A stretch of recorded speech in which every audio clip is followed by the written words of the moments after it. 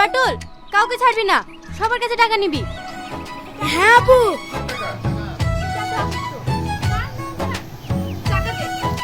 কষ্ট হচ্ছে, কিচ্ছু হবে না।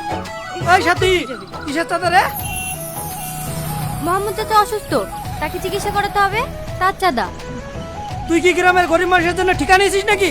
রোজ রোজ কারো না কারোর জন্য টাকা তুলে যাচ্ছিস। আমি টাকা দিতে পারবো না, আপনারা কেউ টাকা দেবেন না। তা পারবি কেনে? সন্ধ্যেবেলা বাড়ি বসে মাল গিলতে পারবি, হোটেলে মেয়ে নিয়ে ফুর্তি করতে পারবি, আর কারোর উপকার করতে গেলে তোদের অ্যালার্জি হয়। ফেল টাকা। রাস্তা জাম করে কি হচ্ছে এখানে? আপনাকে আবার আলাদা করে বলতে হবে নাকি? দেখুন, আপনি এভাবে মেন রোড কাট করে টাকা আদায় করতে পারেন না। মানুষ বিপদে পড়লে সব করতে হয়, কিছু সাহায্য করুন। আমার কাছে টাকা নেই।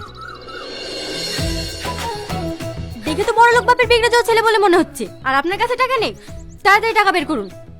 টাকা নেই মিন্স ক্যাশ নেই, ফোন পে চলবে? স্যার, যদি ফোন পে থাকতো না, তাহলে রাস্তায় দাঁড়িয়ে এভাবে চাঁদা আদায় করতাম না।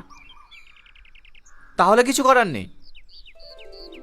তাহলে এক কাজ করুন, ওই পেছনে এটিএম আছে, ওখান থেকে টাকা তুলে নিয়ে এসে দিয়ে যান, কারণ আপনাদের মতো বড় লোকদের ছাড়া যাবে না। এই জোসনা, টাকা না নিয়ে ছাড়বি না।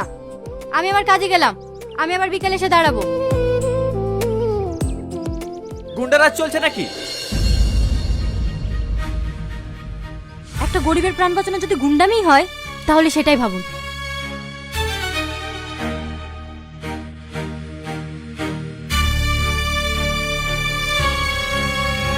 টাকা দে।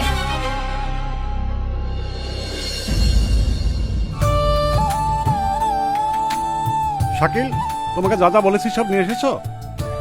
হ্যাঁ স্যার, মাটন, কাতলা মাছ, দেশি মুরগি, দই মিষ্টি সব রেডি আছে, শুধু ইলিশ মাছটা পাইনি। এ কি বলছো? বাঙালির যেটা সবচাইতে পছন্দের ইলিশ মাছ, সেটাই নিয়ে আসনি? এতদিন পরে আমার ছেলে বিদেশ থেকে বাড়ি ফিরছে, ওকে বুঝিয়ে দিতে হবে বিদেশের খাবারের চাইতে আমাদের দেশীয় খাবার কত স্বাদের। আমি ব্যবস্থা করছি স্যার।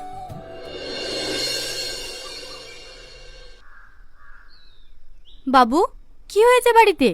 এত ধুমধাম কিসের? ধুমধাম হবে না? আমার একমাত্র ছেলে 7 বছর পর বিদেশ থেকে বাড়ি ফিরছে। যা যা, তাড়াতাড়ি কাজ শুরু কর। প্রেশার ওষুধটা খেয়েছো? আরে সব খেয়েছি। এতদিন আমার খেয়াল রেখেছিস, এবার আমার ছেলের খেয়ালটা রাখ। ওই যে আমার ছেলে চলে এসেছে।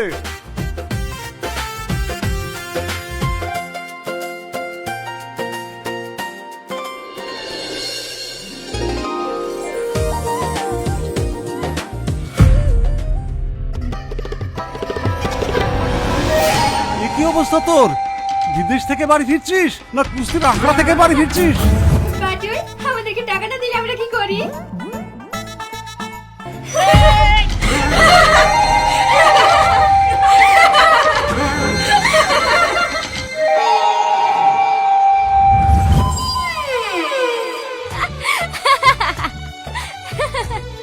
আমি বুঝতে পেরেছি, টাকা দিয়ে আসেননি তাই তো? ড্যাডি, এখানে এখানে। ও এবার তা কাজ করে, তুই তো চিনিস? খুব ভালো করে। চুপ! অনপড় গাইয়া কোথাকার! আমাকে দেখে তোমার হাসির সাহস হয় কি করে? পায়ের জুতোকে মাথায় রাখলে ঠিক এমন অবস্থাই হয়।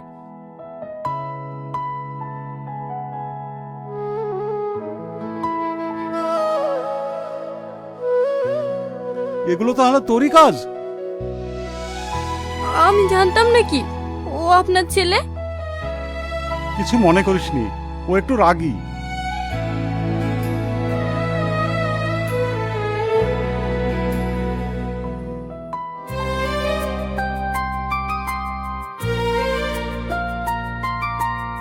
কাঁদিস নি, চ।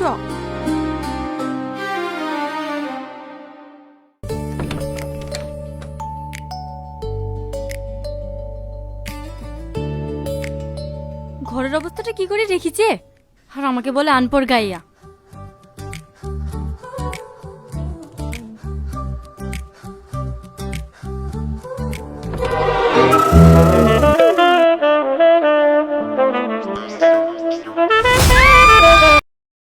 বন্ধুরা, আজই কিন্তু তোমাদের সঙ্গে আমি কিন্তু কেস ফাইল এই নাটকটি তোমাদের সঙ্গে শেয়ার করলাম, কারণ এর কিন্তু সেকেন্ড পার্ট এখনও আসেনি।